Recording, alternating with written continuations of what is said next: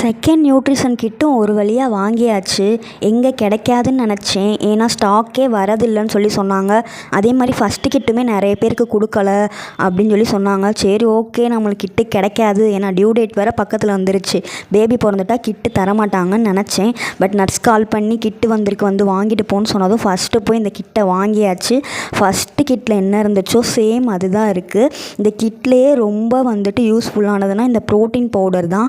இது ரொம்பவே டேஸ்ட்டாகவும் இருக்கும். தென் வந்து பேபி வெயிட்டுக்குமே இது வந்து நல்லா யூஸ் ஆகும். நமக்குமே வெயிட் நல்லா இன்க்ரீஸ் ஆகும். பட் வந்து சுகர் இல்லாமல் நீங்கள் இந்த பவுடரை வந்து மில்கில் ஆட் பண்ணிக்கணும். எனக்கு வந்து பேபி வெயிட் கம்மியாக இருக்கும்போது நான் இதை தான் குடிச்சிட்டு இப்போ பேபி வெயிட் கரெக்டாக நார்மலாக இருக்குது. ஸோ ட்ரை பண்ணி பாருங்கள். உங்களுக்கு ஃபஸ்ட்டு கிட்டு கொடுக்கல அப்படின்னா உங்கள் நர்ஸ்கிட்ட கேளுங்க.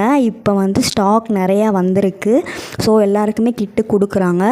நீங்கள் உங்கள் நர்ஸ்கிட்ட கேட்டு பாருங்கள். அப்படி இல்லைன்னா அவங்க கூட செக்கப் வரவங்க கிட்ட கேட்டு பாருங்கள் கிட்டு கொடுக்குறாங்களான்னு. கொடுத்தாங்கன்னா கண்டிப்பாக கேட்டு கிட்டை வாங்கிடுங்க. அந்த ப்ரோட்டீன் பவுடர் வந்து ரொம்பவே யூஸ்ஃபுல்லாக இருக்கும். ப்ரெக்னன்சிலையும் யூஸ்ஃபுல்லாக இருக்கும், ஆஃப்டர் ப்ரெக்னன்சியுமே யூஸ்ஃபுல்லாக இருக்கும்.